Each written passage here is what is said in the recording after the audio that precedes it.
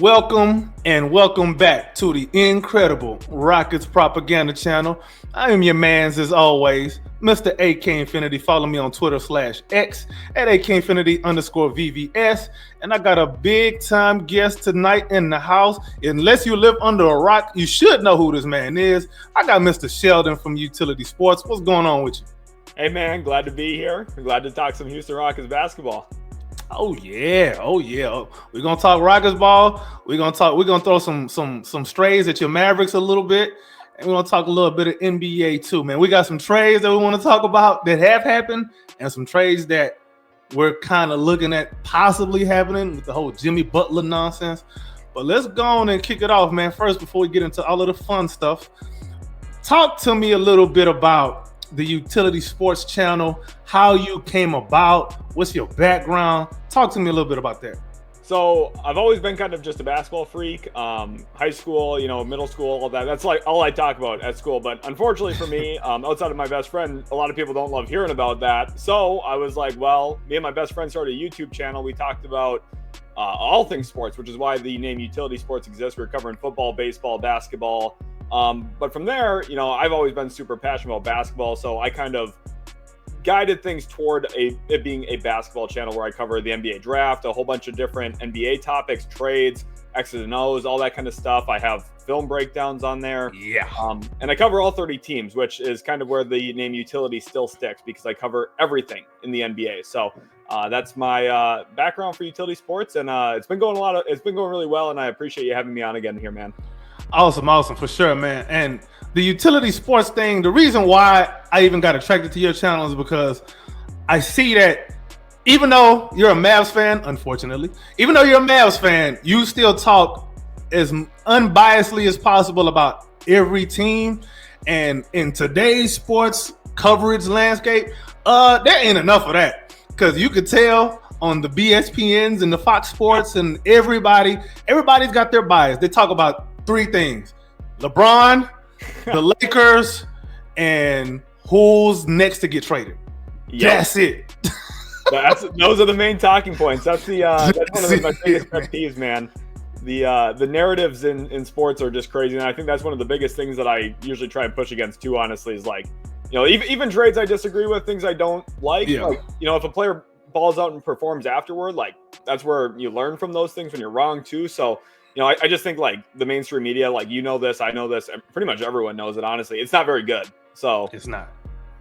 Independent media is shooting up. Everybody's going to independent media. You can see it across all genres of entertainment. People looking for somebody who's talking about what they like to, and not just what the algorithm is telling them to talk about. So channels like yours, they really provide a value in a space where there's not a lot of people doing what you do. And if there is, it's not very good. He said that, not me, but I'd echo it. Yeah, I said that. Y'all can come at me with whatever your insults are. I'm good with it. I clap back. Yeah, that's right.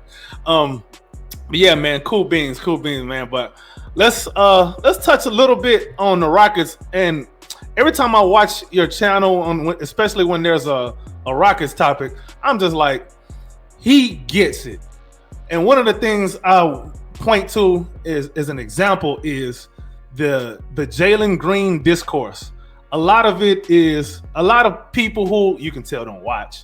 Yeah. They run with whatever the narrative is, and you can tell that they're not watching, because there's people that will say, oh, he just sucks, and just leave it at that. And then there's people that'll say, okay, when this is happening, this explains why, such in this setting, Jalen is not effective. What could he be doing to be effective in this situation?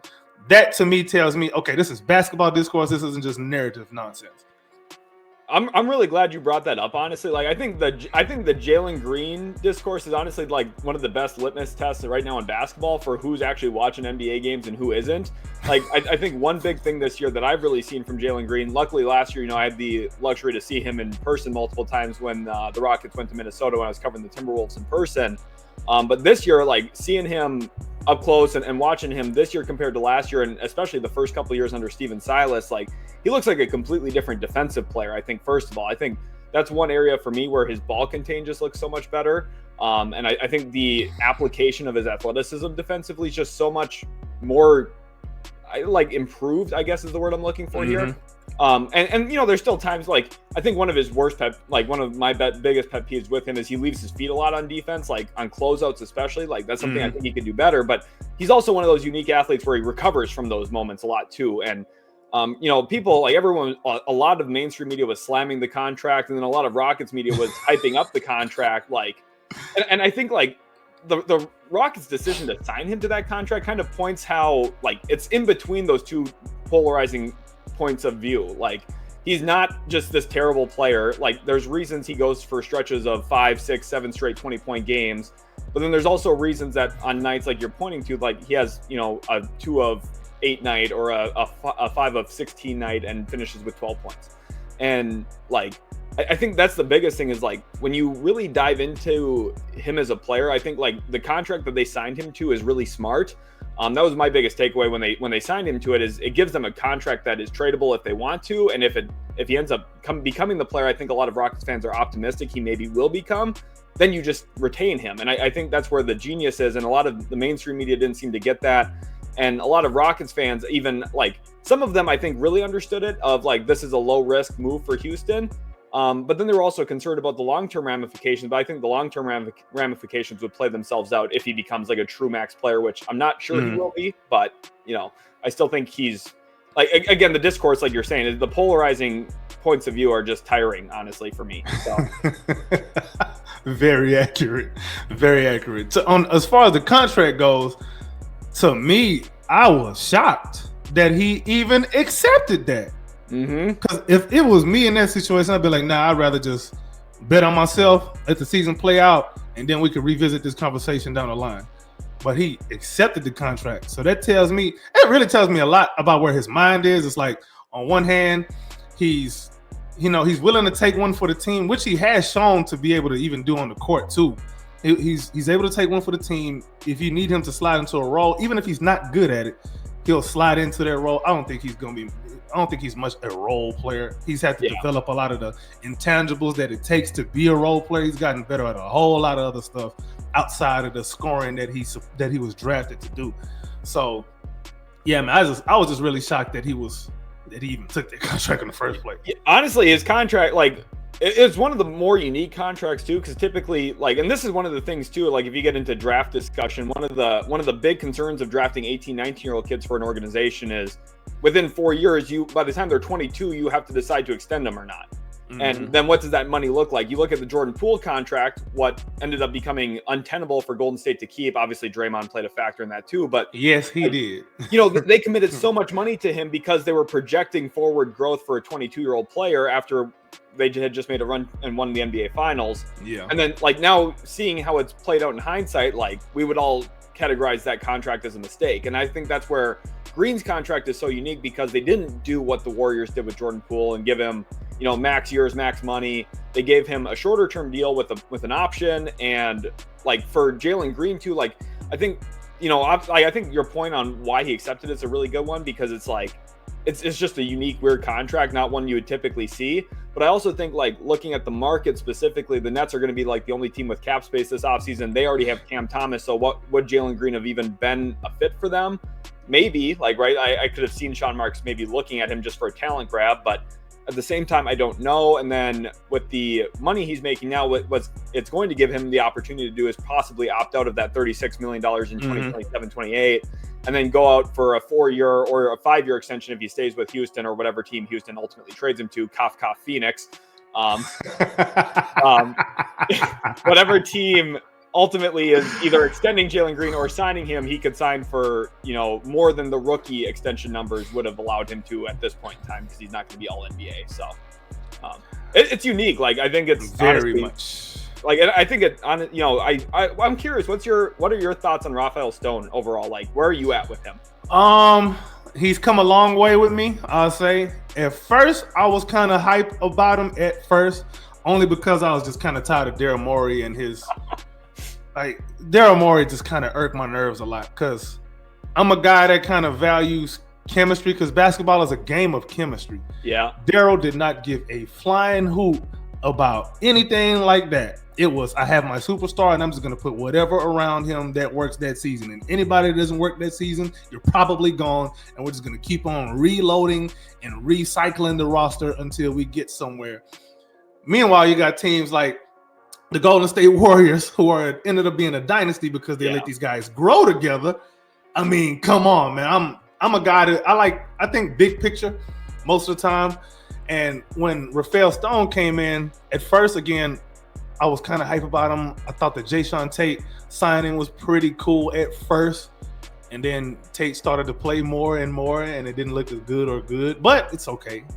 The Kevin Porter Jr. thing kind of, at first, it looked, in hindsight, we could say this now. At first, it was a good gamble because we really gave up nothing to get him. I agree with that.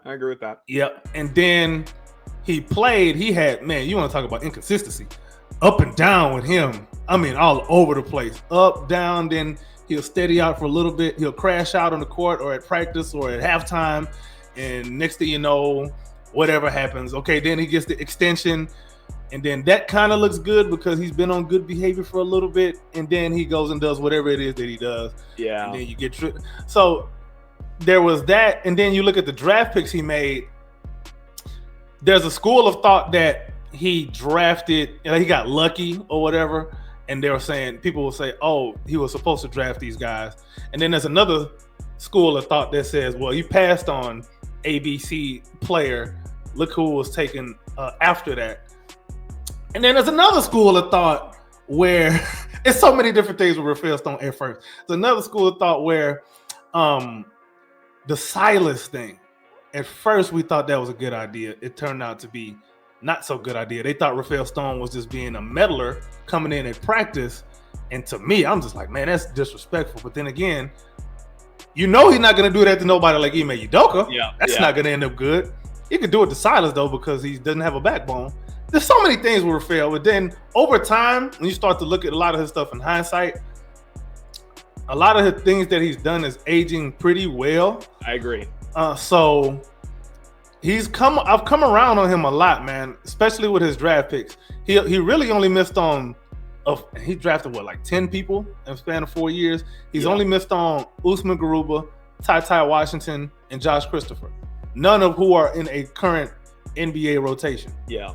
So I think with Stone too, like, honestly, it's kind of, I think you could kind of see Stone grow in the job. Yes. Like his first, like, I'm going to tell you right now, if you guys like it was toward the beginning of Utility Sports. I was covering the James Harden trade to Brooklyn, and I'm not gonna lie to you. I eviscerated Rafael Stone and the Rockets for that trade, and the main reasons why is I just did not understand, and I think this takes age really well. I didn't understand why they let Cleveland get Jared Allen. That was ridiculous to me. I thought Jared Allen was going to be like the prime player they got back in the deal. They didn't do that. And then I also hated them moving stuff to get Victor Oladipo in that deal.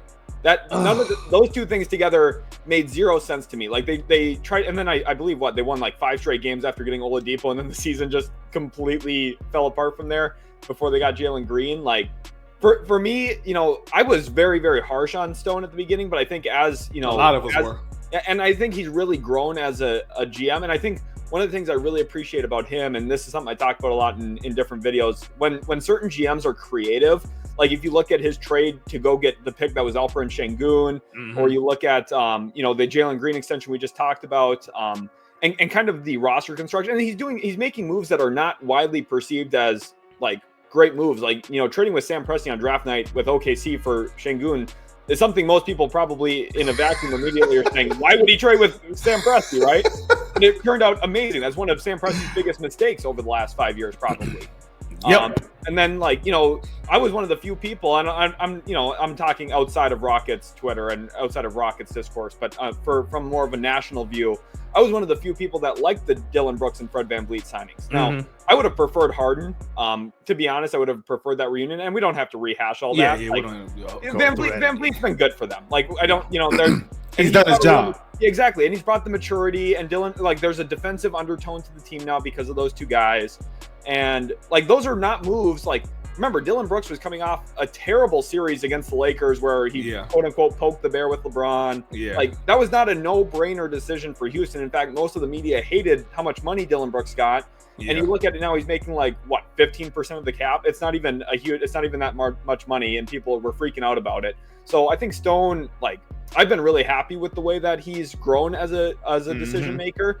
And honestly, like, he's done so without a generational type draft pick. Like, and that's hard to do. Like, you know, he got picked. We're second in the West right now. Yep. He got picked 2 in the Cade Cunningham draft. Like the whole year of that draft, I had Cade Cunningham firmly 1 on my board. Like, and Green's turned into a good player. I don't have to trash Jalen Green. I like Jalen Green, honestly. But like, and you know, he got Jabari Smith and the Paolo Banchero, Chet Holmgren. Like, things have been like, he's like just narrowly missed out on some super upper echelon talent, and still has gotten very good young talent as well in those spots after not being at the very, very pinnacle of the draft each year. So I think like, and then the ping pong ball is kind of working in our favor too on draft nights too. Yeah, exactly. And like, you need a little bit of luck. You do need some luck. But you know, everything's, I think, worked out pretty well for Houston in a vacuum. And I think, like, you know, you go back a couple of years, I was again, from a national perspective, Rockets fans probably were higher on the team than most people nationally too. But for me, who's not a Rockets fan, like I thought this Rockets team was going to be pretty good last year when they kind of were a sneaky play-in almost team, right? And that was not a widely viewed take, but again, that's a testament to Brooks and Van Vliet and the job that Stone has done, and also like getting Udoka the way that things panned out. Like, again, if you're talking luck, like the way the Celtics tenure ended, the Nets not hiring him, like, worked out really, really well for Houston. So yeah, man, a lot of times I don't think people really consider timing and luck as far as team building, because you can only take advantage of the opportunities that are available to you. You can say, oh, why did they do this? People like to look at things in hindsight and not consider what was going on in the context of that time period. And looking back at everything now, even starting with the Harden trade, you can see what the vision was. It was completely bottom out. I want to maximize my picks. And in case of anything, worst case scenario, I got Brooklyn by the balls, and they'll have to do whatever I want them to do because I have their draft picks. And now you look at how we have Phoenix. Boy, oh boy, my goodness, once again. So you're starting to see, this seems more like GMing to me, man. GMing is very long-term, but you have to balance long-term with current day. And Stone has sort of figured out a way to do all of that. But I also got to say, the hiring of Ime Udoka has made Stone better, because when you just have smarter people around you, you don't have a choice but to get smarter and do smarter things. Yeah. So I think that was really probably, to me, in the whole rebuild, the Udoka hire is number one. I think like what you brought up too about Stone, like learning how to GM, honestly, like the process and the long-term planning specifically, like I think that's a really great point, because if you look at what teams are doing right now, Oklahoma City, San Antonio, Utah are the 3 teams I want to talk about real quickly. They're all what they're going to do is own draft picks, and then they're using these draft picks to find better draft picks. If you look at what Utah just did with Phoenix this past week, trading 3 of the least favorable picks between, you know, Cleveland themselves and Minnesota, those are not going to be good picks. They turned those into an unprotected Suns 2031 first. You look at what San Antonio's been doing. They helped facilitate the DeMar DeRozan to Sacramento 3-team sign and trade. They got a 2031, I believe, or maybe it might be 2030 Kings swap option out of just helping. They took Harrison Barnes' contract, got better themselves, and got a pick.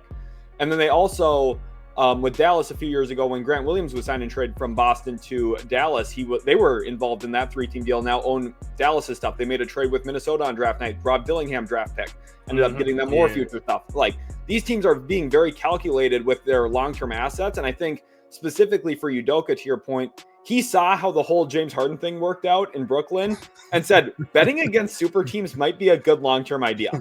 And now he's like, oh, Brooklyn, we can help you out here. This will be mutually beneficial. We'll give you some of your stuff back so that you can finally tank and maybe try and capture the flag with Cooper Flag this year. But what we're going to do is we're going to get all that Phoenix stuff from you. So send it over. We're going to bet against Kevin Durant one more time. And I think it's going to pan out really, really, really well for the Phoenix Suns here in the near future. Well, pan out really well for the Rockets. For the Oh yeah, that's Suns, what I meant. Yeah, my bad. If I misspoke, pan out really, really well for the Houston Rockets. Yeah. The Suns are probably secretly, low key, crying every night to sleep because they're like, "Oh God, I think we've been had." Yeah. And hey man, I'm not complaining about this at all. I mean, it's frustrating to have to wait. Well, not frustrating. It's just, as a fan, you want things to work out immediately because you want that instant gratification. But there is so much more satisfaction in the long when you actually reach the journey that it was so long, rather than just stepping over here and I'm at my destination. No, this is fun. Like a lot of times, I like to take like a big picture view of things, and I'm just like, If one thing would have broke just slightly differently, how different would we be today in this moment? There's a lot of teams that you could say that about. Like for example, let's say for example, Orlando actually picks Jabari Smith Jr. Their team looks way worse. Does it? I mean, it probably does look way worse now. Just from a creation standpoint, offensively, like Paulo does so much of their ball handling, like, and I think Jabari's still big point forward. Yeah, exactly. I think Jabari's an underrated player, honestly. Like, and again, this is one of my biggest pet peeves as well, is the discourse around young players. Like, if a guy comes in, and this is to your point about instant gratification, like if a 19, 20-year-old player isn't averaging 15 plus points a game on 40% from three immediately, guys are going to start writing him off or saying, why did they draft him? It's so annoying. It's so annoying. And I think for me, like, Jabari Smith is a very valuable player. And I think he's living up in a lot of ways to some of the draft stuff we talked about, before his 2022 NBA draft. But, 2022, or I'm blanking now. I think it's 2022. 22? Yeah, I think 22. Yeah, but nonetheless, like, I think for Orlando, like, it would be hard to siphon away some of their ball. And I think another great example to your point, though, would be maybe Charlotte. If they, instead of getting pick 2 in 2023, did they get pick 1 through the lottery and get Victor Wembanyama with LaMelo Ball? How would that look? Like, LaMelo, right now, I think he's a great example of a player who he puts up all the numbers. LaMelo's a tremendous talent, but he's overlooked because the team doesn't win. And, some of that might just be a Charlotte factor. Yeah, exactly. Yeah. Some of that, they fired James, they fired Borrego. Which I think was not good. That wasn't a good move. They should have kept him. 100%. And then they went back to Steve Clifford, which was a complete disaster. Things did not age well there at all in Charlotte. And they're, again, a team that we're talking about toward the top of the draft because they haven't done what Houston has done, where they went out, got veterans, drafted good young talent. Now, I think Miller will be good. Mark Williams has been hurt. Like, he's back healthy now. He looks good. They have good pieces, but they don't have an overall infrastructure like Houston has successfully built in the last 2-3 years with free agency and the draft and some creative trades too, like Steven Adams. I'm trying to think, man, with this whole instant gratification thing, like, why do fans still love the idea of trading what you have to go get these superstars? Like, what was the last NBA super team that won a title? So that's a great question. I think, like, so I'm like kind of dead split in the middle here, because I do think pushing your assets in at the right time can be super advantageous to pushing you there. Like, I think Brooklyn, when they traded for James Harden, I think, like, when we actually saw those 3 players on the court together, they were the best team. Yeah, they were impossible to beat. Yeah, exactly. So, like, and that's the hard thing, is, like, that's part of the unpredictability of the NBA, and that's the danger of throwing the chips in. Like, people, when Phoenix traded for Kevin Durant, everyone's like, oh, it's a no-brainer. Phoenix got Kevin Durant. Well, it's not really a no-brainer. You look at what Mikal Bridges just got traded for this last offseason by Brooklyn. Got so much, and Cam Johnson's going to get traded for 2 first-round picks at least this trade deadline. So, in total, Phoenix sent about 7 first-round, 8 first-round, or excuse me, like 9, 10 first-round picks for Kevin Durant in overall value. And Kevin Durant is 36 years old now. So, like, it's crazy because, like, you can push your chips in. It's just, I think overall you have to be calculated. And like, going back to the Jalen Green contract, this is one of the benefits for Houston. Like, cat's out of the bag. I think they're going to trade for Devin Booker ultimately, is what I think is going to happen down the road. Like, Jalen, I think it may end up being somebody else, but it could be Fox, right? There's a couple of other guys that could make sense long term, but in a vacuum, it works. But let's just say in a vacuum, they're making some kind of trade for a $45-50 million shooting guard, right? They are if Jalen Green's not making $33.3 million next year, it's much harder to get to that money to trade for a player. So this is where like Houston, I think, has been really well positioned, because not only do they have all this draft equity, whether it be Suns picks, their own picks, they have that Nets swap still in 27. They've got stuff that is really valuable to offer in a trade. And now they have a young player who has shown some flashes of brilliance, who's going to be making a much closer number to that max number and much easier to trade, where a trade doesn't have to include 4 or 5 young guys. And this is some of the issues that when Brooklyn traded for James Harden, it wasn't just, oh, well, we have one $30 million player to throw in. It was, well, Jared Allen makes like 12, Karis LeVert makes like 15. You know, it was all these guys getting thrown into deals. So, and that's one of the difficulties I think that some teams have to overcome, whereas Houston, I think, is a little bit more cleanly positioned for some type of mega trade at some point in time. If they do it, I mean, who knows? If Jalen Green averages 28 a game in the playoffs this year, that won't happen then, but we'll see. Yeah, one thing that Rafael Stone has preached pretty much from day one is optionality. We're in a unique position to where we can make a big move right now, a big splash. We can make a move at the margins, or we can do nothing and continue the long-term play. And everything just seems like it's just going to work out regardless. Like, we have nothing but good options on the table. Like, we don't really have, besides maybe a consolidation trade that's probably going to happen sooner or later. Outside of that, we don't really have a tough decision that we really need to make right now. And that's the great thing. Hell, we still got Reed Shepherd, who's just still on the way, who unable to crack the rotation right now, actually fell out of rotation. But long term, I still like his upside and his value and what he brings to the team. You got Cam Whitmore and Amen Thompson. Cam Whitmore, man, how you get him at 20? The Lord knows. Amen Thompson. Crazy. Now, Amen Thompson's another guy who, if let's say Portland actually grabs him instead of Scoot Henderson. Yeah. Then does Brandon Miller fall? Does Scoot Henderson fall? Like, so many different things. And we've just been very fortunate to be able to take advantage of being in these good situations. So we got so much, we still have so much time ahead of us. So we don't have to rush into anything. Then you got Jabari. Yeah, he just got hurt. But Jabari has been a great role player for us. Yep. A great role player. And we're kind of seeing his effect now that he's gone for a little bit. The defense hasn't been as good. The rebounding hasn't been as good. Yeah. And the shooting, for whatever reason, has gone up. I think that's more of a product of us playing faster. But Jabari being an outlet, being a good release valve for whoever's driving and kicking to the corner in the paint. Yeah, that not being there, you know, you kind of miss the guy. You start to realize a lot of stuff that he did well. And then Tari Eason, plus minus God. Jesus Christ. He could be having like a bad game from an efficiency standpoint. I hate that term, by the way. But an efficiency standpoint, he might not look very good. But then you go and look at his plus minus, and it matches the eye test. Yeah, he may miss a lot of layups, but you are so much better when he's on the court. Like, yeah. Man. Tari Eason is what people wish Dyson Daniels was, if we're going to be completely honest about you. Like, Dyson Daniels, like the amount of media love this year has been crazy. Like, I really like him, by the way.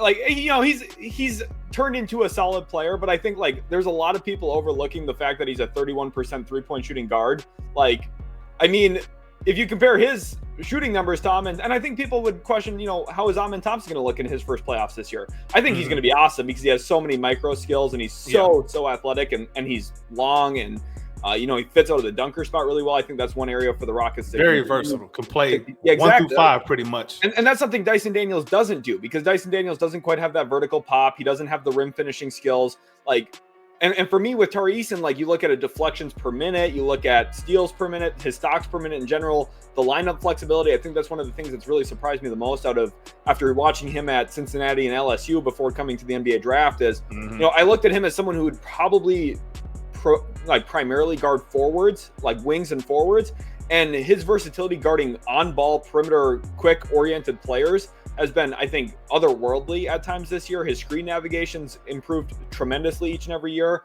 And I think, you know, like if you look at Houston too, part of their, I think one of the smartest things about their drafting overall is they don't have a type.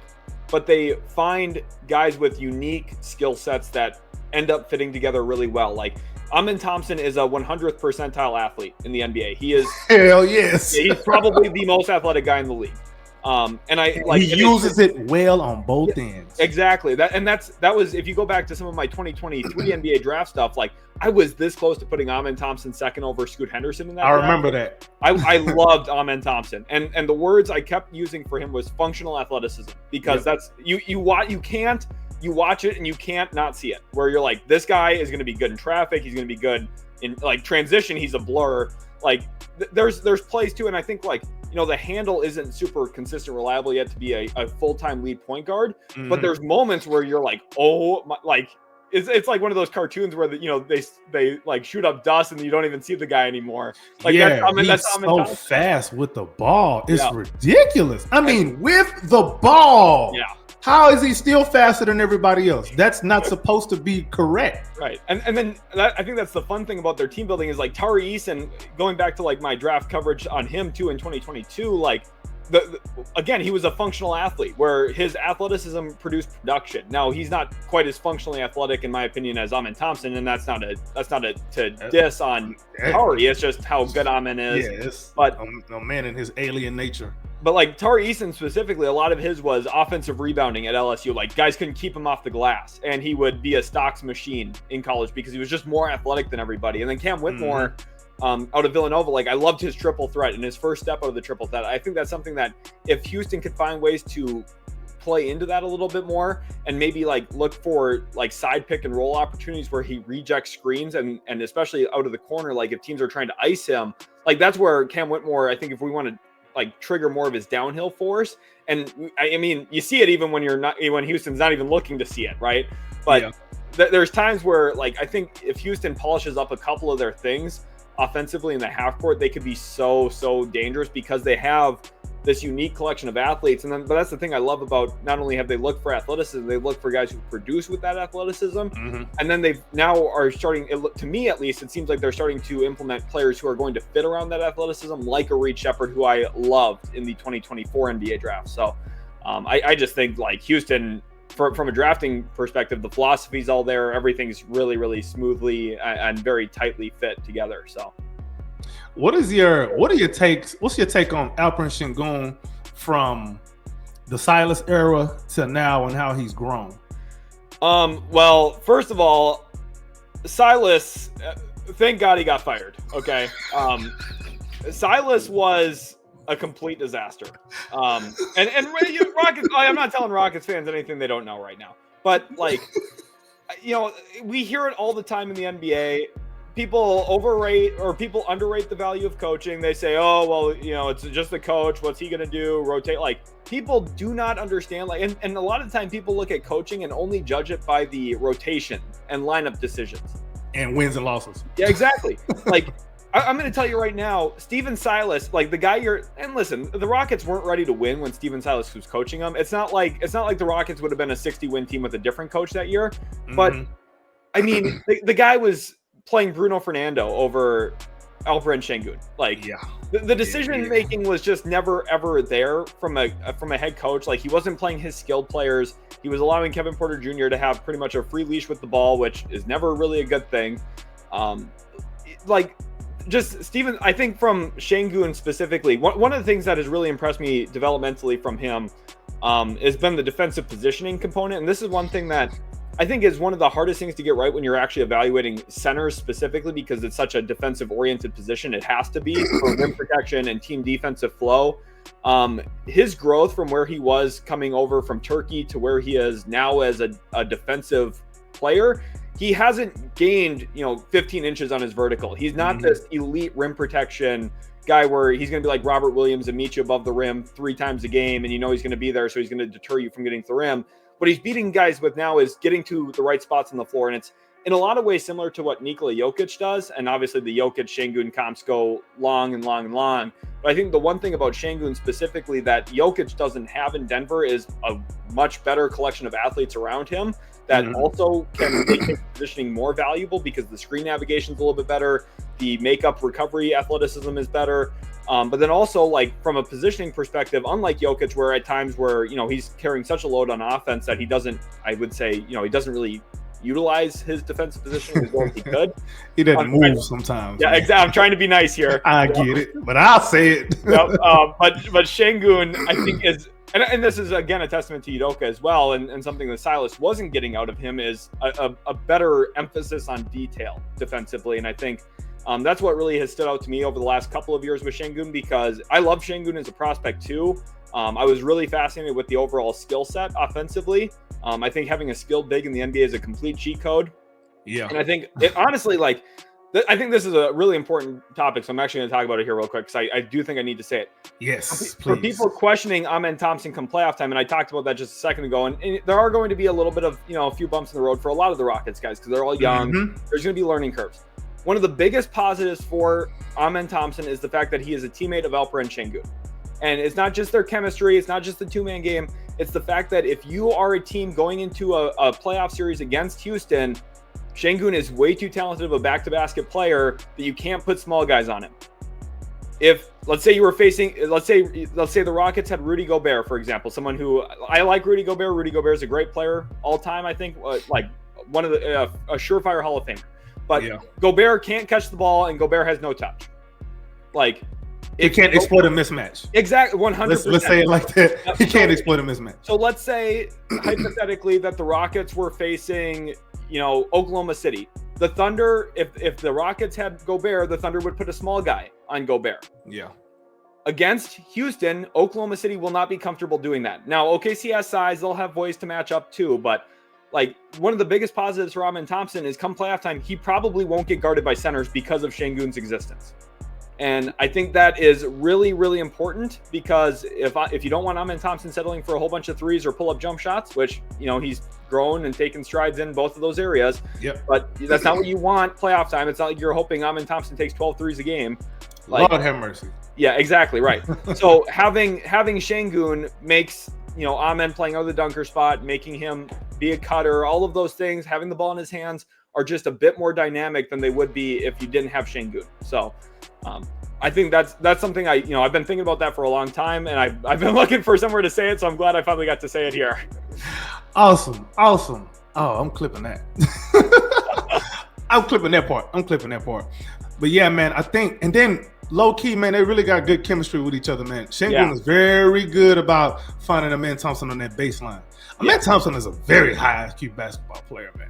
I don't think, and that's something that analytics doesn't show. 100%. There's no real way to measure IQ on the floor. There just isn't. Amen Thompson was drafted to be a point guard, quote unquote. He was drafted to be a point guard.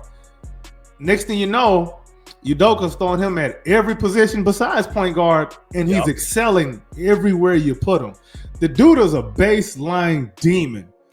If he's on the baseline, something good is gonna happen. He's either gonna catch it and throw it down on somebody, or he has this unique ability to jump in the air, and someone will jump after him, and they'll come down before he does, and he's still in the air, and he'll get a pass off to somebody. He's like one of those Michael Jordan 1990s commercials. Pretty much. I wonder how he'd look guarding MJ. He'd probably do pretty well. He'd probably do pretty well, man. But yeah, man, Amen Thompson, my comp for him a long time ago, I got a video on my channel about this. Scottie Pippen, and people thought I was an idiot for saying that. It's starting to age well. I'll say that. That's a pretty unique comp on it. I've never heard that until now. I don't hate that at all with the way that he's developed and grown. And I think this will be, one of the long-term interesting questions for Houston is, you know, obviously the guard question long-term, Van Vliet's long-term future, Jalen Green's long-term future. Reed Shepherd, I think, is going to be a player that you just have to start playing big minutes at some point, because I just trust what he's going to become. Yeah. And so it's going to be interesting because, like, the Rockets have this unique collection of ball handlers. Some of their futures are not certain. Some of them are extended or on rookie deals right now. Like, they'll be there for a while.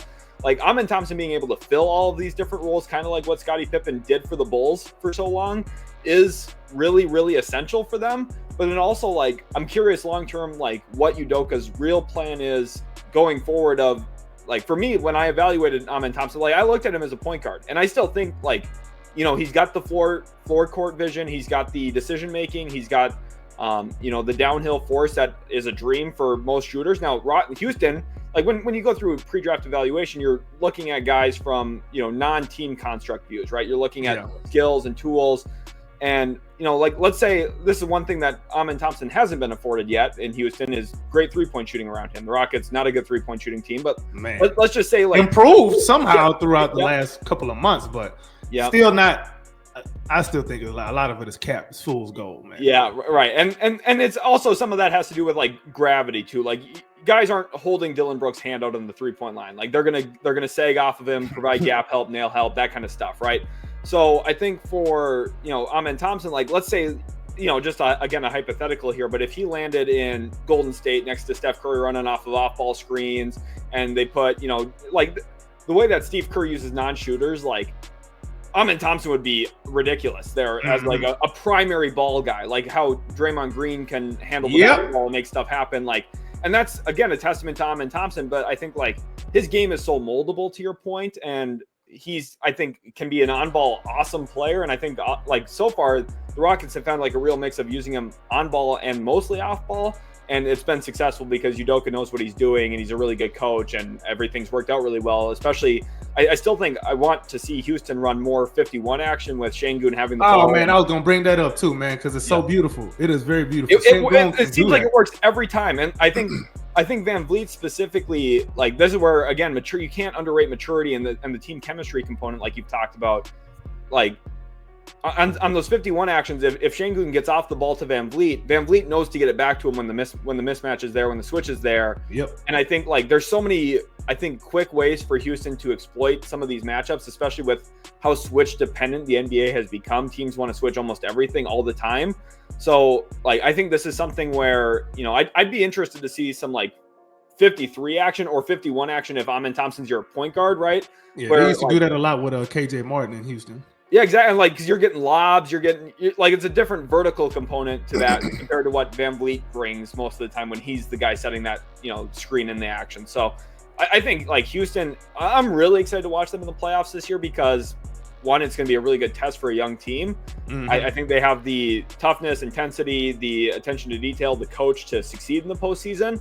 And I just think like it might be a learning curve for them, but I'm really, really excited to see what offensive actions stick and which ones are the ones that they find success with and really which young players stand out amidst all of them there in Houston this playoffs. Yeah, we definitely need a playoff war, and we low-key need a playoff disappointment too. Yeah. Because in the war, you'll find out who your dogs are, but in the disappointment, you'll find out exactly what the team overall really needs. So we need both of them. So whichever one happens this playoff will happen, and then next year, whatever happens there will happen. I got a prediction: 2027 Rockets versus Detroit Pistons in the NBA Finals. Man, I need it. I want it. The storylines across both teams run endlessly. It only makes sense if the basketball gods are really answering prayers. I think that rivalry right there between those, that would be the next great NBA rivalry.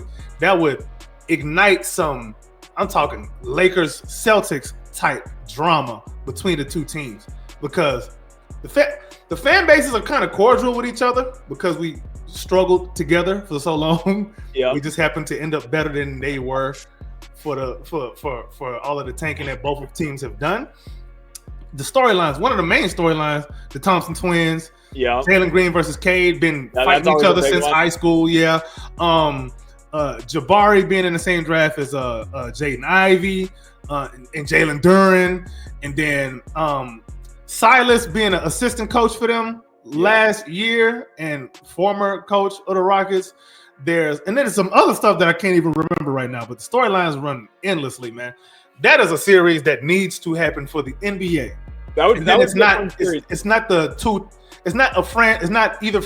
Neither franchise or franchises that the media loves to spam coverage on. So I think it helps basketball discourse overall. I think the even more fascinating. So I think that would be a really fun final series. First of all, if we do get that in a few years, because Cade I think's really taken a significant step forward this season, especially MIP coaching. I think like too, looking just through Western Conference potential matchups over the next couple of years, you're going to have, OKC versus Houston, which I think will be again a dogfight where you've got guys, Houston has a vast collection of guys they can throw at Shai Gilgeous-Alexander, and I think that it won't work. Nothing works on him. Well, yeah, that's how excellent he is, right? And part of that too is again the spacing that they're able to put around him, guys who can attack closeouts, play off of that, right? But I think, Houston, again, they'd be such a unique team because OKC doesn't take as many threes as a lot of other powerhouse teams in the NBA right now. They still shoot a lot, don't get me wrong, and they shoot them very, very, very well. But they're not like the Boston Celtics getting 43s a game. So could Houston try and finagle matchups, put Alperen Şengün maybe on a perimeter player, put Tari Eason or Jabari Smith on Chet Holmgren, try and finagle the matchups in a certain way. And who knows what OKC will do with Holmgren and Hartenstein. We haven't even seen those two together yet this year, but that might be something they lean into more in future years, which very likely they do. But and then also the Spurs and Rockets, again, like talking about lineup flexibility, I could see the Rockets putting Şengün on Sohan and daring Jeremy Sohan to beat them in a lot of different ways. That's what they do already. Yeah, exactly. Rockets fans, I'm sure, don't like Jeremy Sohan. We hate him. Yeah, but there's a little bit of beef back and forth there already too. So that's a fun series. And again, like you look at the unicorn type bigs around the league, the Chet Holmgrens, the Victor Wembanyama's, who he's going to be the best player in the world very, very, very soon. Houston is a team that's built to try and deal with these types of guys in a way that other teams can't. They have strong, athletic, wing forward players, guys like Amen Thompson, who has more foot speed, side-to-side quickness than almost anybody, right? We've talked about that. They have Tari Eason, who I think if you're trying to dream of a player who you would want to put on a Victor Wembanyama, you think Tari Eason almost immediately because he can blow up a lot of different actions. If you are using Wembanyama as a screener, he can switch out guard the point guard. If you're, there's going to be so many ways for Houston to throw stuff. Smith Jr. Yeah, exactly. Yeah, right. They have the length, they have the size, and they have the defensive talent to throw wrenches at these teams that have unique bigs. So I think long term, first of all, the NBA is in a really good spot. Like there's all this negative discourse. I don't understand it. It's coming from people who don't really love the game as much. I think like there's so much fun stuff to watch right now. The bad teams in the NBA are really fun to watch. The great teams are incredibly fun to watch. Everything is like really good in the NBA right now, for the most part. Yeah. Speaking of bad teams, I'm one guy that likes to watch quote unquote bad teams. They're typically young teams. Yeah. But the Portland Trailblazers, man, I like watching them. I like a lot of the young guys. I know people are not so high on Scoot Henderson. I'm still sort of high on him, not as high, but I'm still sort of high on him. You see the flashes. You see why he went where he went. Also, Shadon Sharp. Then we got the Charlotte Hornets. I really, really, really like Brandon Miller. I really like him. And then you got Mark Williams, big Eiffel Tower of a human being. The dude is just a mountain of a man. Like he doesn't have to jump to dunk the ball. Yeah, he's ridiculous. His standing reach is that of 9'9". 5. Yeah, 9'9". It's unbelievable. And like to your point on Scoot Henderson, the last 5 games he's averaging over 22 points a game. I think has taken a very meaningful step forward. Last year, again, when I was covering the Timberwolves specifically as like a team reporter in the locker room doing that kind of stuff, I had the luxury of watching every single team in the league last year live, in person, up close, like sitting basically courtside. And Scoot Henderson, I'm telling you, as a rookie, having a bad season, everyone was hating on him. He stood out to me as the best player on the Blazers by a mile. And that was when they had Jeremy Grant. They had all, they have the veterans. Scoot Henderson moves like an NBA point guard. He facilitates the ball like an NBA point guard. Yes, there's turnovers. I'm also going to tell people right now, Chauncey Billups is the Blazers version of Steven Silas, okay?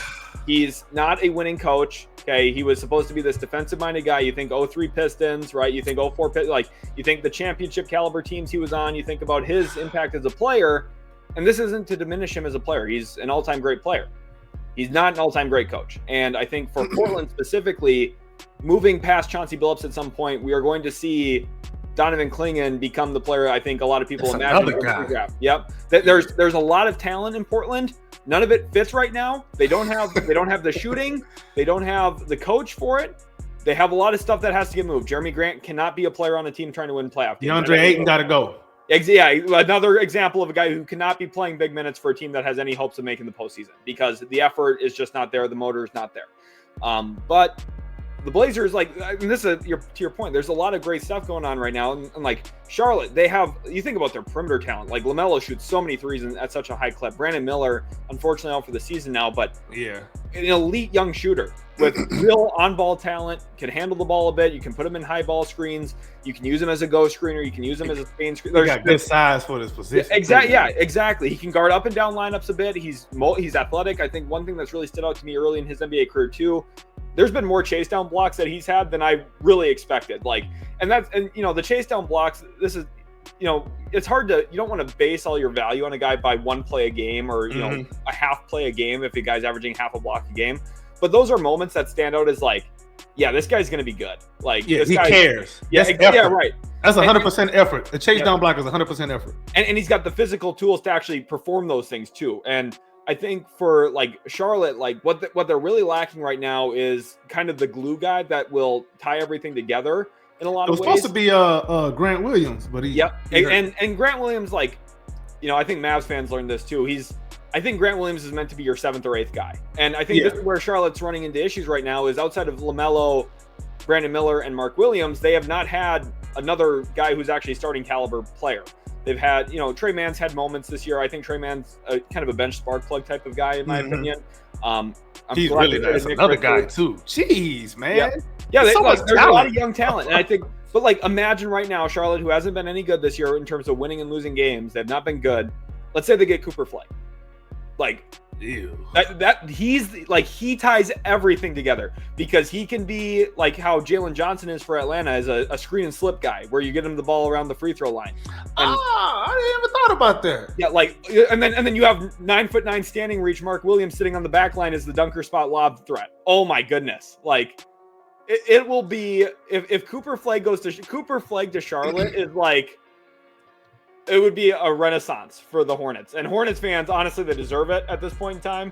Like, they've not had good basketball for a long time. They haven't had good luck. There's always something over there, man. Duke's not far from Charlotte. It's not. They'll certainly have a good turnout of fans. But think how fun they'd be to watch, man, with LaMelo at the helm. Yeah, Miller. It would be LaMelo would either walk into a one-legged three-pointer that he makes like 40% of the time because he's ridiculous, or he'd slip the ball to Cooper Flagg on the short roll. They'd have a 6'7" guy passing to a 6'9" guy throwing the ball up to a 7'2" dude. It would be so much fun. Like, the NBA is in a great spot. It's in a great spot right now, man. You can't tell by the ratings, but I think there's other factors at hand. But the product itself, to me, you could say they shoot too many threes. But if you're watching okay, I got one little rant.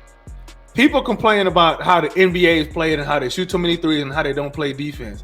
But at the same time, they don't talk about my Houston Rockets, who don't fall into those categories. We play hella defense. We get out and transition and run when we can, and we don't shoot a whole lot of threes. We got a classic back to the basket big man in Alperen Sengun. We got athletes all over the place who will go and catch a body on you. Cam Whitmore, Jalen Green, Amen Thompson, need I say more? And we got a great coach. We play pretty smart basketball for a team that's young. So all of the complaints that Mr. Charles Barkley has, he doesn't clearly watch the Rockets. Yeah. Like, I don't know. This is the thing too. Like, I'm sorry, but the people, I honestly think like people are trying to take like a victory lap or be like, sound like some basketball purist. I'm telling you, since I was like 4 or 5 years old, I've watched about as much basketball as you could imagine. Someone being, for my age, watching in that duration of time. I have been addicted to basketball my entire life.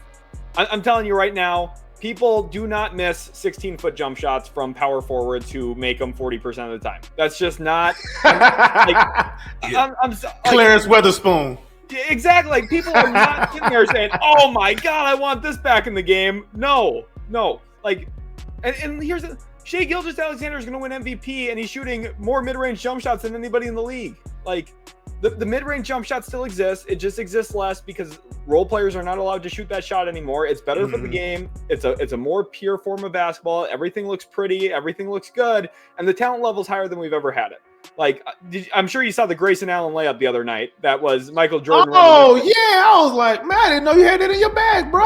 Michael Jordan doing that 25, 30 years ago was a commercial for a decade. Okay. Grayson Allen just did it on a random Wednesday night, and the NBA barely even posted it on social media. Like, now, to be fair, a bunch of players have done that. We don't have to talk about George Gervin, Clyde Drexler. Well, yeah, right. Yeah. A bunch of players have done that, but I get it. I get it. The league is in such a good spot right now.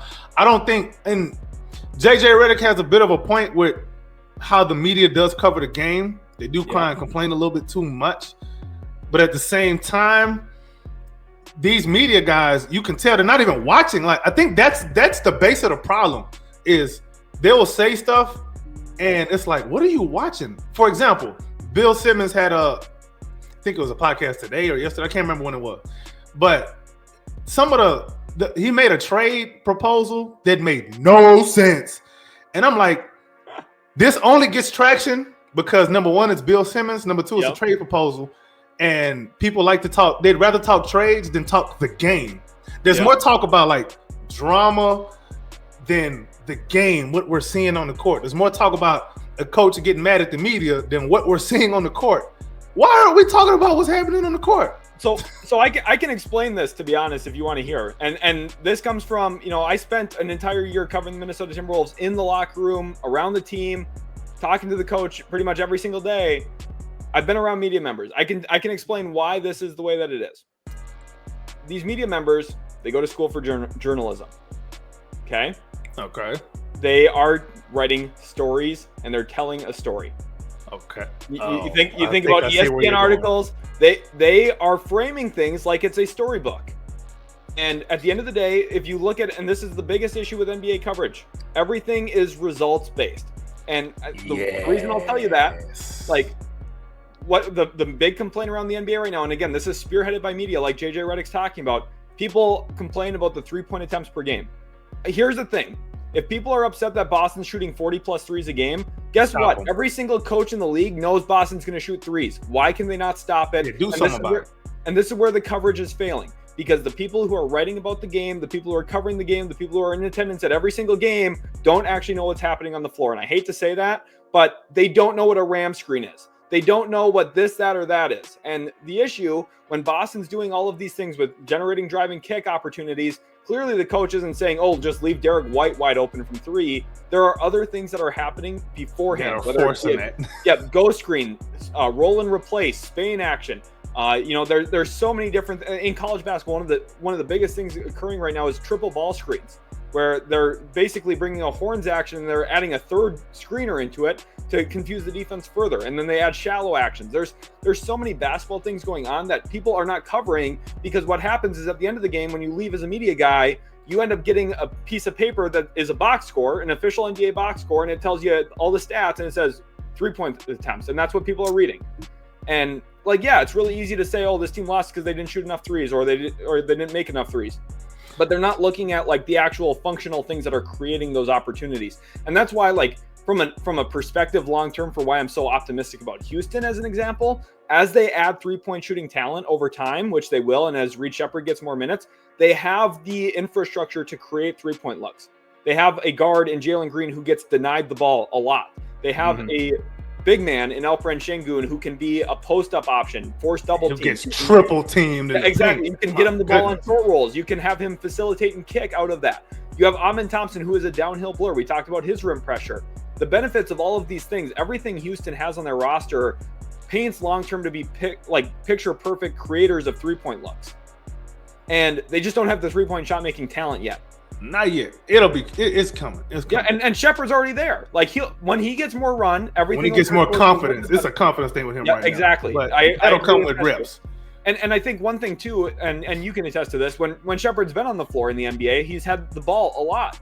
And that's something that's fascinating to me. And I think, the Rockets are trying to stretch him a little bit, let him be a point guard, let him have the ball, let him be a decision maker, and hoping to probably grow that confidence a bit.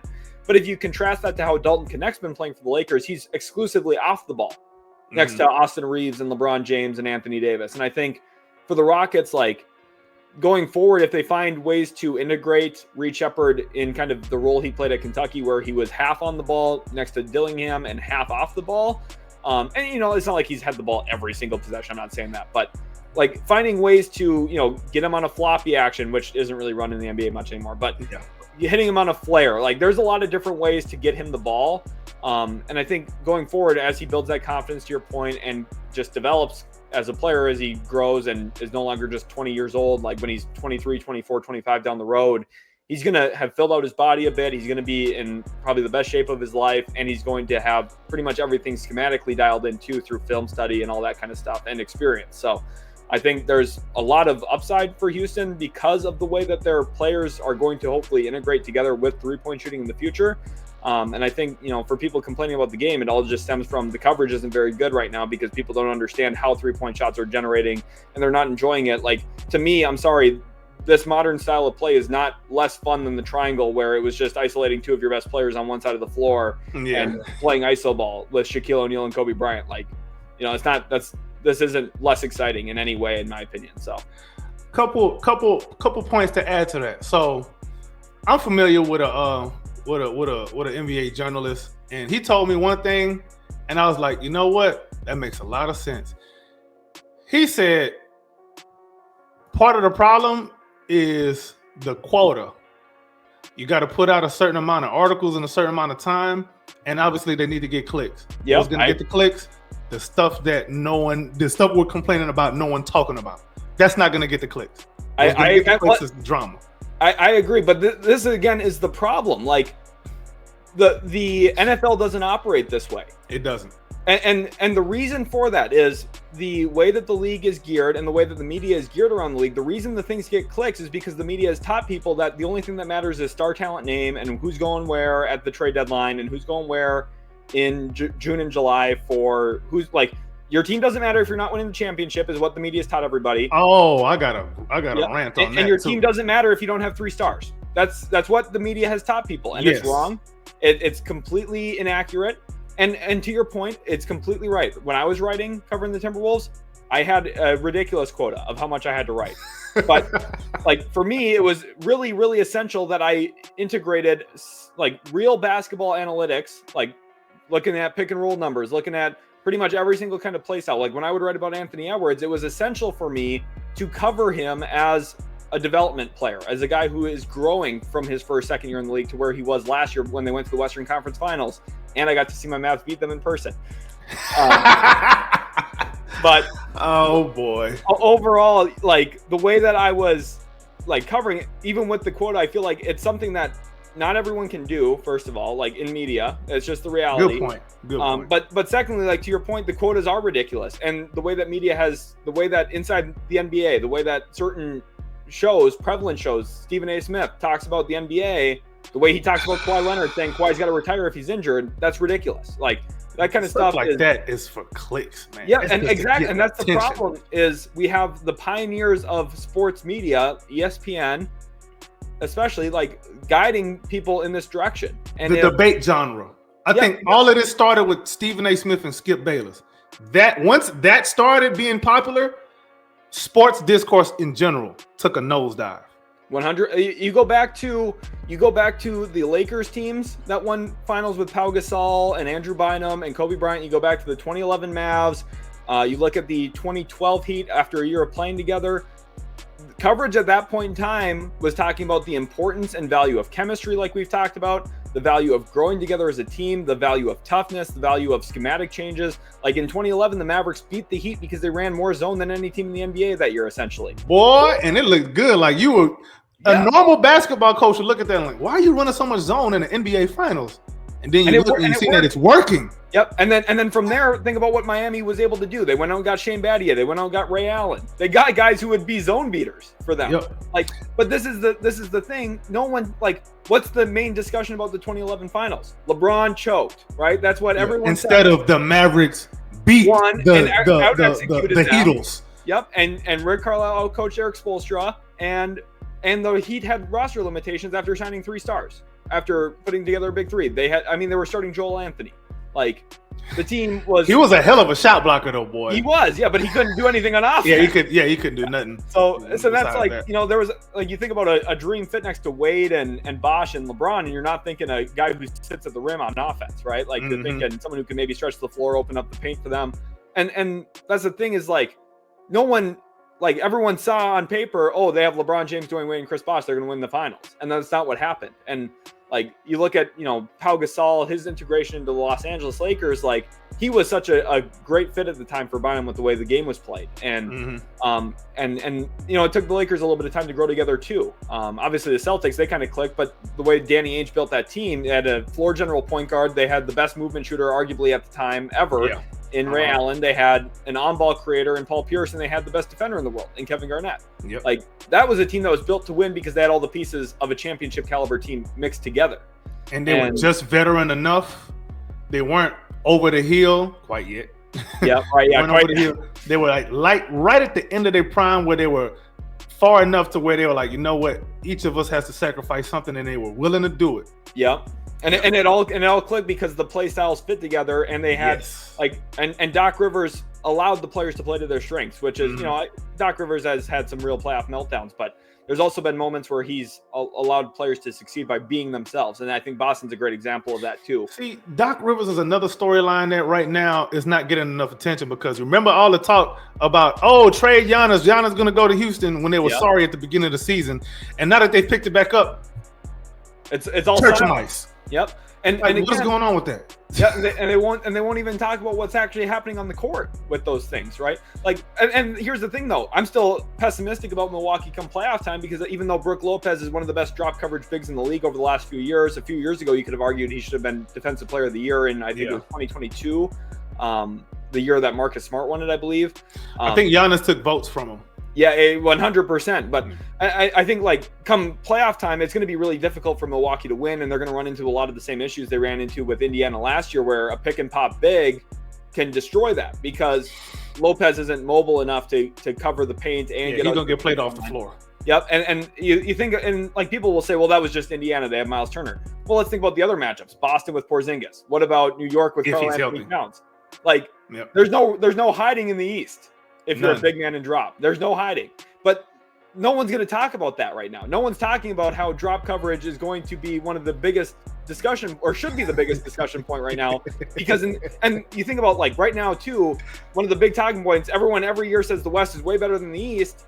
Let's think about the floor stretching in the East compared to the West. The East has Porzingis, Karl Anthony Towns, Miles Turner. It has Brook Lopez, who's an elite shooting big, obviously.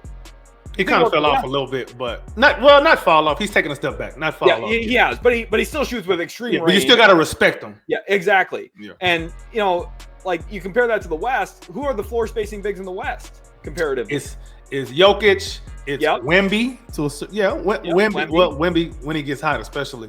Yep. And then Chet a little. Chet doesn't shoot a ton of threes, but he does. And he shoots at a high clip too. Yep, he does. So he's in that category. Yeah, that's about it. I'm trying to look through what's going to play all. Well, no, not the Clippers. Zubac is not doing all that. Right. Galford and Lively ain't doing that. Lively was supposed to be projected to be able to shoot down the line. Yeah, and maybe he will, but right now, like that's one of the things to me, like people like everyone exclaims that the West is so much better than the East. And listen, the West is deeper. They have 11 good teams compared to the East having 8 good teams or 9 good teams, right? Mm-hmm. Like the West is deeper, but I would argue that the East is much more difficult to guard in a lot of ways because they have bigs who can pick and roll or pick and pop, pick and short roll. Like we haven't even mentioned Joel Embiid. Obviously the Sixers season's been awful, but coming into the year, like I don't think anyone would have predicted them to be this bad. The Paul George thing's been awful, but that's been bad. Podcast P. That's not looking good at all. Yeah. Daryl Morey strikes again. Yeah, Daryl Morey did strike. He loves over the hill superstars, man. He loves them. That's his type. Jeez, man. Like when Daryl Morey has his eyes locked on a player, at some point he's gonna get him, even if it's too late. Yep. That's true. My biggest problem with Daryl was he wants to be right so bad. He'd rather be right his way. He'd rather be wrong his way than right another way. That's true. That's Like, honestly a great point. Like, it's just horrible. Like, he's not adaptable at all. It's the numbers say this. Screw whatever the hell else you're talking about. I think, yeah, that's a good point. I think, like, I don't know, basketball's in, just going back to the point on like coverage of the NBA and stuff too, like, it's just going to be, I think, like the East versus West matchup this year, whoever ends up coming out of both conferences, like right now, if it was by record, it would be Cavs and Thunder. Like, that's such a unique matchup because both teams could play big with 2 7-footers with Holmgren and Hartenstein, whereas, you know, obviously Cleveland has Allen, who's, you know, not actually 7, but I'm talking big men, and Mobley. Like, or like both teams could play small sometimes. Like the Cavs could look to play Dean Wade big minutes at the 5 if they wanted to, or play him at the 4 with another big, or like, and OKC could do that too. OKC is very comfortable playing Jalen Williams as a 4, right? And playing a smaller brand of basketball with Isaiah Joe in the lineup and Lou Dort. Williams playing the 4. I'm shocked that he's been holding up this long, and he's been doing a good job too. And I think, again, that's kind of a testament too to some of the differences in the West and East as well. Like, you think about guarding 4s in the West, like it's Jabari Smith, it's Jaren Jackson Jr., it's in Denver Aaron Gordon. Like, these are not the most awe-striking players in the West, but in the East, when you get to 4s, you're looking at Jason Tatum, OG Anunoby, Giannis Antetokounmpo. Like, and this is where I think the East is really overlooked a lot of times, is the 4-5 pairings especially is what makes some of these teams so special. Having, for Boston, Jason Tatum, who's a 6'8", 6'9" forward who does 40% of the ball handling there, has really grown it as a distributor, and you have a stretch 5 next to him pretty much at all times, whether it be Porzingis or Horford, makes them an impossible team cover because they have all these creative sets, they have the floor spacing, the drive and kick game, and in the West, you don't have that as much. Like, you go back to the Western Conference semifinals between Minnesota and Denver, it looks like a completely different sport because the Nuggets weren't guarding Jaden McDaniels in the corner, and the Wolves were putting Gobert on Aaron Gordon so he wouldn't have to guard Aaron Gordon. Like, it looks like a completely different game from the West and East, which I think, like, again, you don't hear that get talked about because we're not covering basketball, we're covering headlines and drama, and it's just ridiculous. So yeah, man, at some point I think it'll turn around. Well, it's gonna have to, because it's gonna have to turn around because what y'all are doing right now ain't working. You need to talk about the game. You can mix it, obviously mix in the drama and the storylines, and that's cool too. Like, I'm not saying we don't want to hear any of it, but that's not the majority of what we want to hear, man, as basketball fans, man. The game isn't won on narratives, it's won on the court. So prioritize that. At least 60-40. I don't want to see no 50-50 now. 60-40. You know, 60% basketball, 40% everything else. Yeah, I think that's a good formula. I think. So I do have a question here for you now about Houston. Oh boy, okay, here we go. 29-14 right now. Okay, next game's against Cleveland. They're 7 games back in the West of OKC, just because OKC's been that dominant this year. Man, unfair.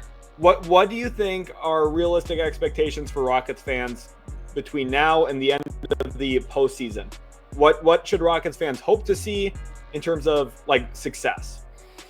All right, so my preseason prediction for the Rockets was to be a top 4 seed, 48 wins. That's a great I was expecting 4th seed straight up after Karl Anthony Towns got traded. I already knew what time it was with that because Julius Randle over there, I knew he was going to mess up their chemistry. That's just what he does.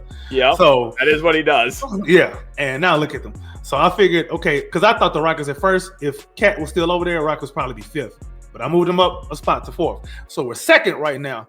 But I still think there's some trepidations we're going to deal with this season. It's still ahead. We just haven't hit it yet, and I think we're about to hit it right now. There's ebbs and flows. There's peaks and valleys. There's plateaus. We're about to plateau a little bit. I'm still on 48 wins. I know that sounds bad, as good as we've been, but I'm still on 48 wins. But I do think we get out of the first round, no matter who it is. I think because we match up so well with a lot of teams in the West outside of Oklahoma City. I think we beat the Lakers. I think we have a good series with the Nuggets, but I think we beat them, though, because they have problems with us. Even with Jokic, it doesn't matter. They have problems with us. Just depends. I think a lot of it is matchup dependent. If we strike 2 good matchups, we could end up in the Western Conference Finals. But the only team that I can really see just putting it on us is the Thunder. outside of them, I don't have too much trepidation. But I just think past the first round, second round, we're gonna have problems because it's gonna come down to experience and being battle tested, which we don't have. We're probably gonna get out veteran in the second round, and we're probably gonna go out like OKC did last year. Very, very possible. I think again, like the matchups perspective is so fun. Like you guys are 3-0 this year against Memphis.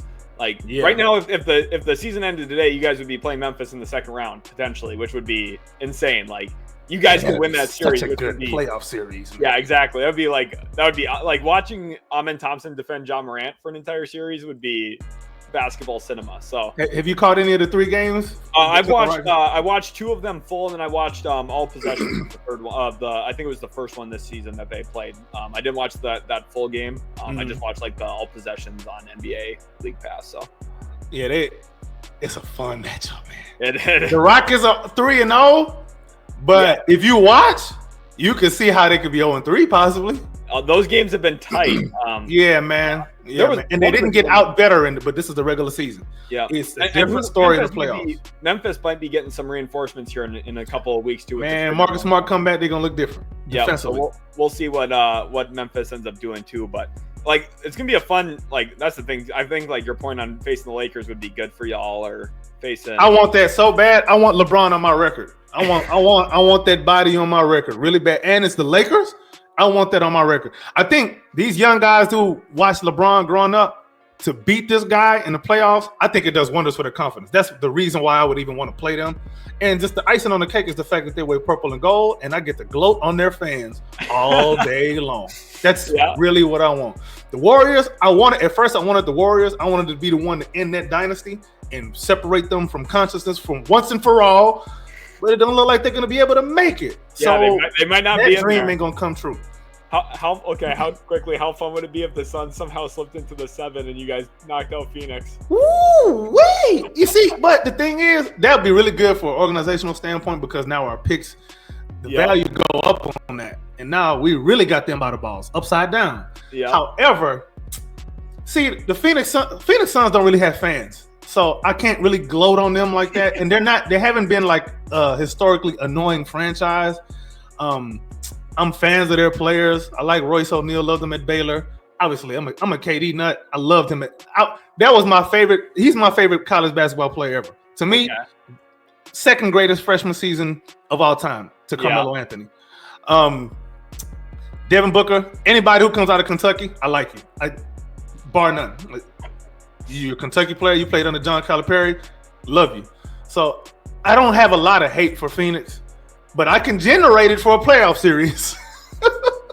That's the biggest thing. I didn't have a lot of hate for Phoenix either until the Mavs got down against them in the series a couple of years ago before the Game 7 evisceration, which was nothing but fun to watch. But it's if you're ever looking for Suns fans to gloat over, they'll probably be in my mentions hating on me because I have not had a lot of kind words for the Suns over the last 18 months. So. Hey man, rightfully so. That's what you get. Yeah, that's what happens. Everyone's telling me I'm an idiot, but then they get swept exactly in the first round. Exactly. Man, listen, I love trash talk. I think it's fun for fandom. It just is. I love the trash talk. I like banter between fan bases here and there. Now there's teams that just don't have fans, like the Sacramento Kings. They don't have fans, so they won't be any fun to play. The Clippers don't have fans. So they wouldn't really be any fun to play. Although there is the James Harden factor against the Rockets. Yeah, I think that would be a really hard series for James Harden. I'm not gonna lie. He'd be in hell all series. Yeah, he'd be in hell. And I say this probably as the biggest non-Rockets James Harden fan of all time. I love James Harden. James Harden's probably like my second favorite player. I've got like 6 pairs of Hardens right here, sitting right next to me. So I love James Harden. I don't think the Rockets are the team you should want to see in the playoffs. So yeah, that'd be a bad matchup. Even if Kawhi is healthy, it doesn't matter because Kawhi will be healthy for a game, and then he'll be unhealthy. I think the Rockets would just be too athletic. I mean, they had Tari Eason, was it like he tied up James Harden at half court in one of their matchups earlier this year, and it just like Harden just looked, he got doubled off of a ball screen from Zubas, and he just looked completely overwhelmed. And it was like the first time in my life I've ever seen James Harden look like completely flustered on a ball screen because he's like the highest ball screen usage player ever, almost. And it's like he came off the ball screen, and I don't even think he saw Tari Eason coming. I was just like, oh my goodness.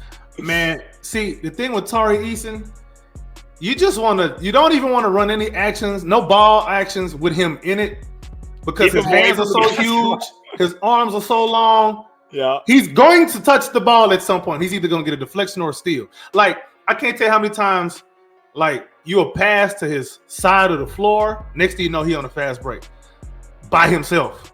It's ridiculous, the ball skills he has, man. Yeah, it is ridiculous. It really is. I liken him to like a free safety in the NFL.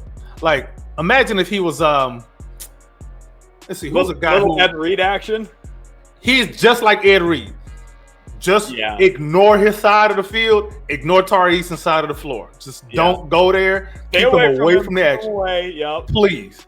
And if he I'd rather him, but also too, as good as he is from a help defense standpoint, I think his on ball isn't as good as his help defense. Like, if you're gonna drive to the lane, you cannot drive to his side because it's not gonna end up well. You can't pass to his side of the floor; it's not gonna end up well. That's one of the benefits. I think Houston too. Like, just since they have a vast collection of on ball defenders, like looking at like Brooks and Amen Thompson, and Van Vliet can get down and defend too a bit. Like, they just have so many bodies that they're willing to throw on the ball. Like, it gives someone like Tari Eason the flexibility to be an off-ball help defender, kind of play in the gaps and be a disruptor. I think like a player, for example, who doesn't get to do that but would be really great at that if he was afforded that opportunity more would be Jaden McDaniels. Like, the Wolves just rely on him so much to be an on-ball. But like, if you go back to his Washington Huskies film, like Jaden McDaniels was playing like low man help side defense a lot and like blocking the basketball into oblivion. Like, he's a 6'10" small forward who guards point guards like 90% of the time. Like, that kind of player archetype is very, very rare. And like, since Minnesota relies on him so much at the point of attack, he doesn't get to do all those other fun things that Tari Eason gets to do. Yeah. And it's that's a testament to Houston's team building. Like, having it's like an offensive line in football too a bit. Like, having 4 or 5 really good team defenders on the court is like having 5 great offensive linemen. Like, you can have a franchise tackle, but if you're facing an elite D tackle, you're going to still have pressure up the middle. But when you have someone like what Houston has, where you have 4 or 5 great defenders you can just employ all over the place, on ball, off ball, like low man take help, nail help, wherever you want to put them, like, that's what Udoka has now. And I mean, knock on wood here too, we'll see what happens. As a Mavericks fan, I'm kind of scared of Houston loading up for at the trade deadline a little bit, but like, Ime Udoka's old friend Robert Williams, like, could be had this trade deadline. I don't see it. I don't see it. Not at the trade deadline. With the expiring salaries, I wouldn't be shocked.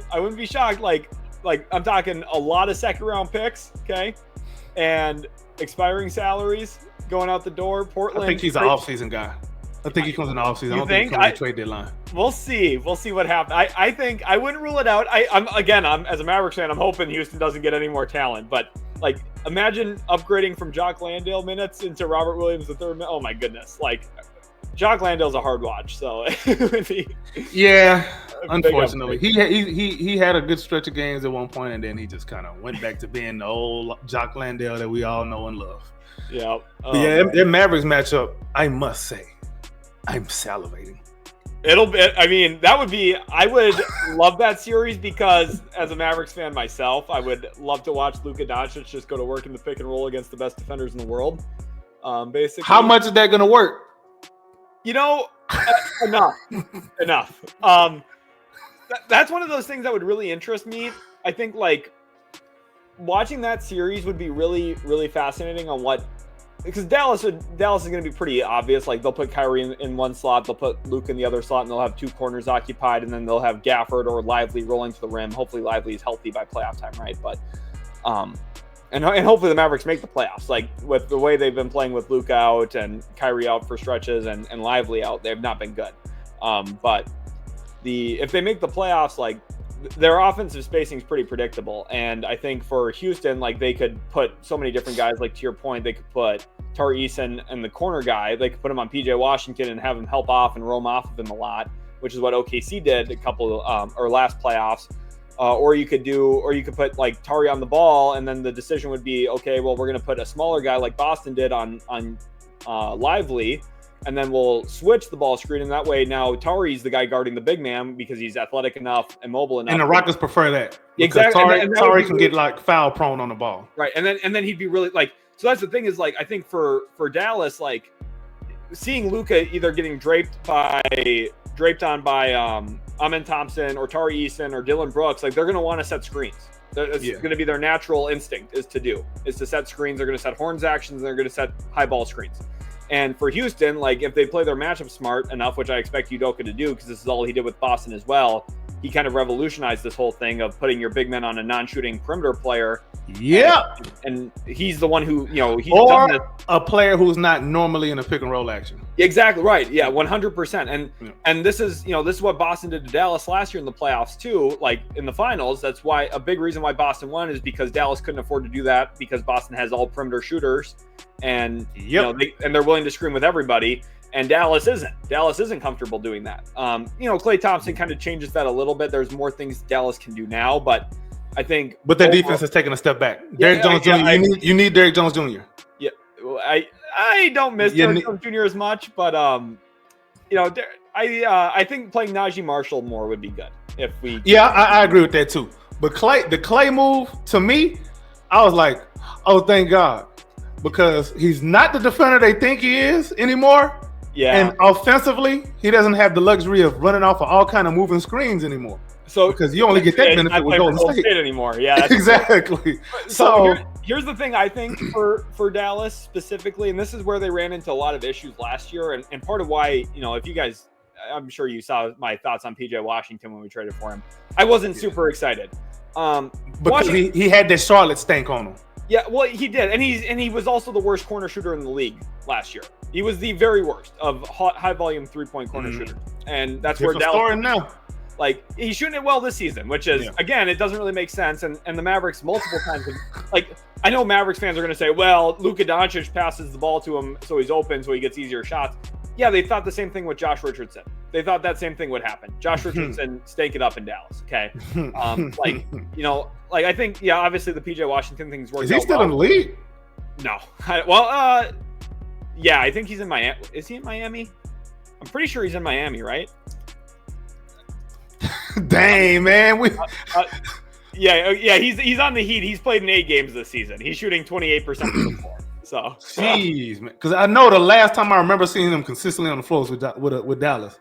Yeah, I thought he had a couple of good seasons with who was it that he was with?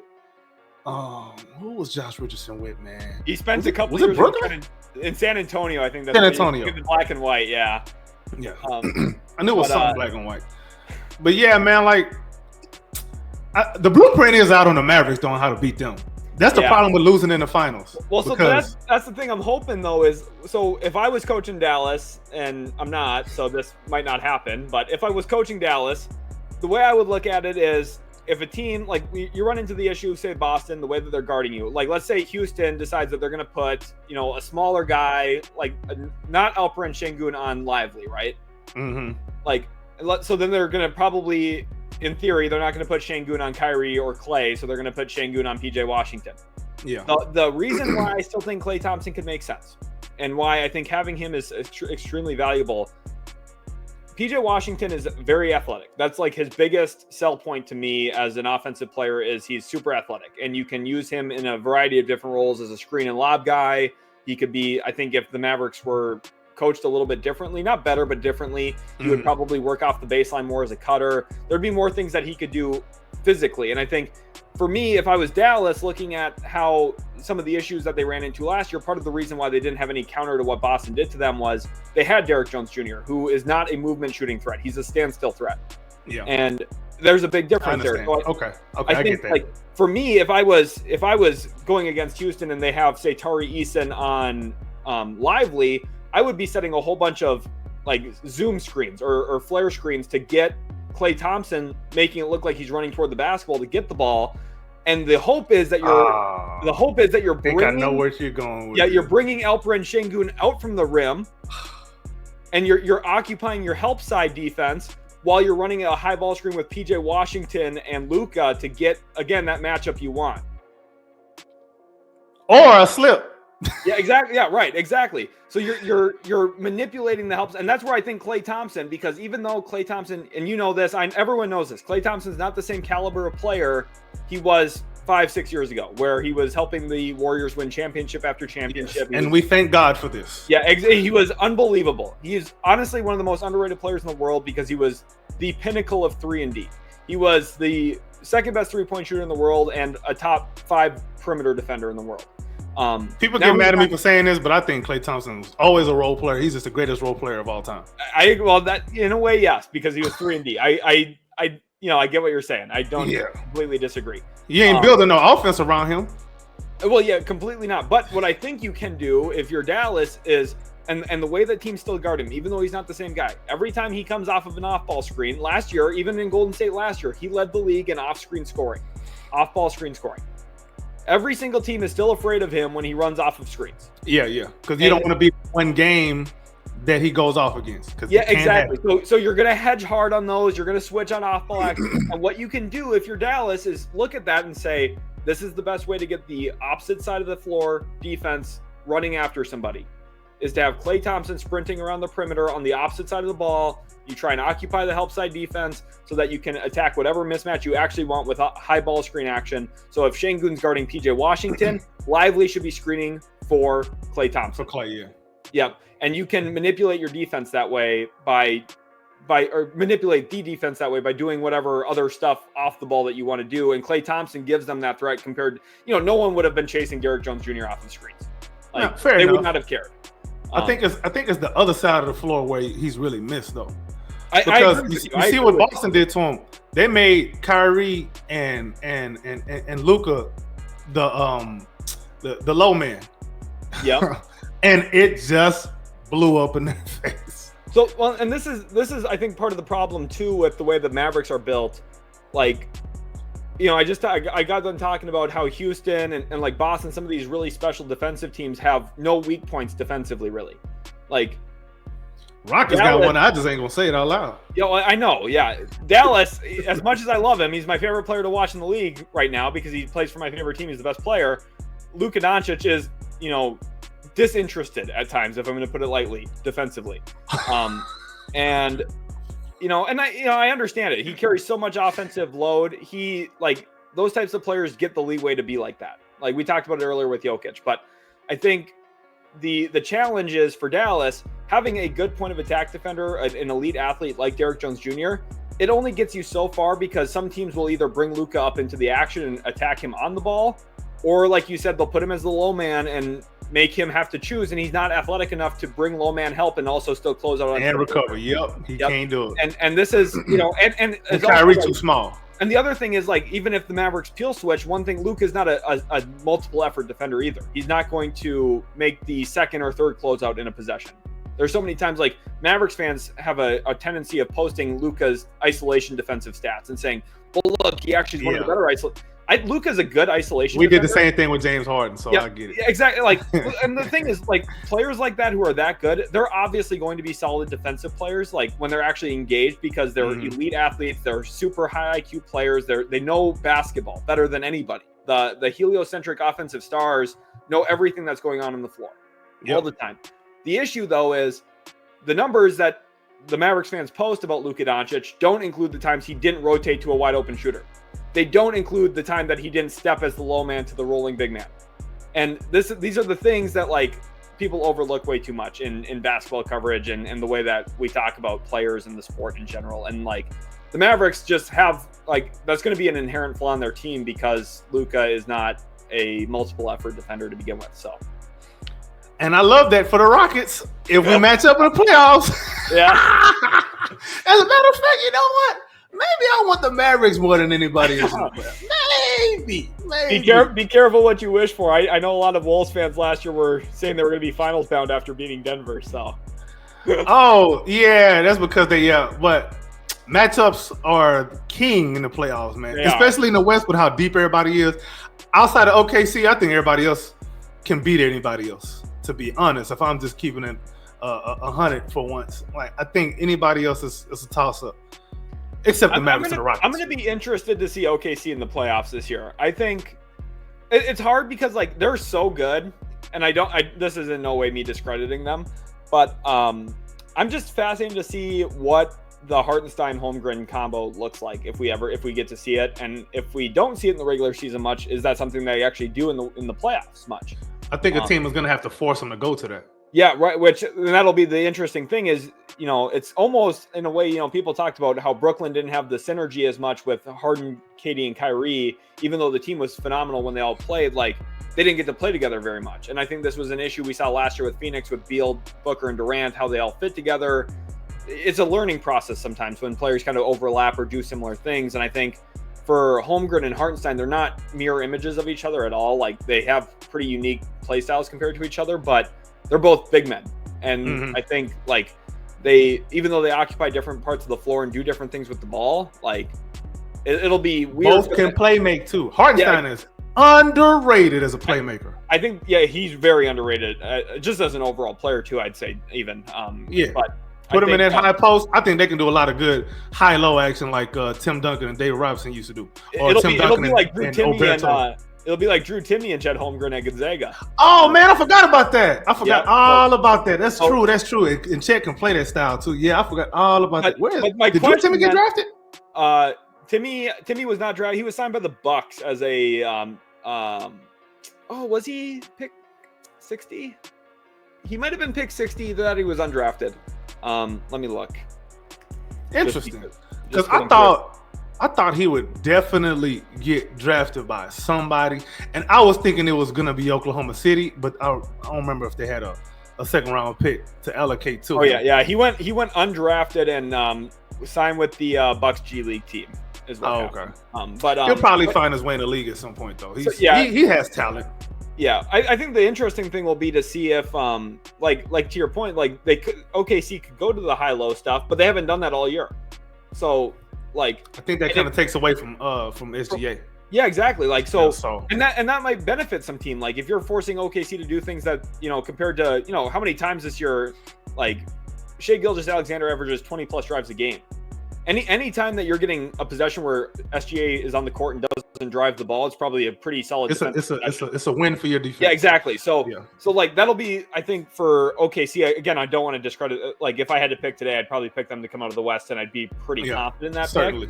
But I just would be interested to see if we don't get to see a lot of Hartenstein, Holmgren together in the regular season. How much in the playoffs do we actually see them? How do those minutes go? Like they're both great players. Like I wouldn't, if you told me that they end up being awesome with those two on the floor, I wouldn't be surprised because they're both awesome players. Yeah, I thought Hartenstein was going to end up starting with them. I thought they were going to go big all season. Yeah, and it's unfortunate because of injuries, we haven't seen it at all. So both of them been hurt too. But like, and I think with how like Alex Caruso shot the ball throughout this season, like OKC does have some weak points offensively that teams will, which is shocking. I thought his shooting would be a whole lot better because no one's ever going to guard him. Right. So and that's the thing is like there's going to be possible little like little slots in the armor that are maybe vulnerable for them. And it's going to take a heck of a performance to beat them 4 out of 7 times. But it's like some luck. Like Denver, Denver's still scary because they have Jokic. Like I wouldn't pick Denver over them, but Denver's scary. And like, here's the thing: if you get 2 really great weeks from Jalen Green, maybe. But that's all we need. Yeah, but if it's a bad week from Jalen Green, series isn't going to look pretty. In that case, I don't think. But I don't know. The nice thing is, if you're a Rockets fan, I think this should be the overall takeaway from my perspective on them is, if you're a Rockets fan, you should just be happy. Like you guys. Hell yeah! But our fan base don't work that way. We got to be mad about something. Yeah, that's all I notice is Rockets fans usually upset. Like if I was a Rockets fan right now, I'd be over the moon. You guys are winning 70% of your games. You have a really young team. You have all the Phoenix Suns picks, which we have no business being a second seed at this point in the rebuild. Yeah, because to me, I think the rebuild ends as soon as one of them contract extensions hit. Nick, this is the last year of the rebuild. That'll be true. It'll be interesting to see what happens with Houston in the playoffs. But I just think if you're a Rockets fan, you should just be happy because things are really good. No, I am. There's a section of the fan, but I think for the most part, I think most of us are actually happy. I just think the unhappy people are just loud. That's all Yeah. it is. I just think that's all it is. And then a lot of stuff that they say, like the people who after every game want to trade whoever had a negative plus minus. Yeah, I can't take them serious. I just can't. Yeah. I just can't. Any final thoughts though before we wrap this thing up? Just appreciate you, man. Thanks for having me on. It's a pleasure talking some Houston Rockets basketball, some NBA basketball in general. I feel like we hit pretty much everything. We talked about trade. Yo, stuff, yeah, we touched everything. We got to talk real X's and O's. I mean, I just had a lot of fun, so I appreciate. Oh yeah, we'll do this again when the Rockets play the Mavericks in the playoffs. We'll have to do a little watch party or something. Oh we.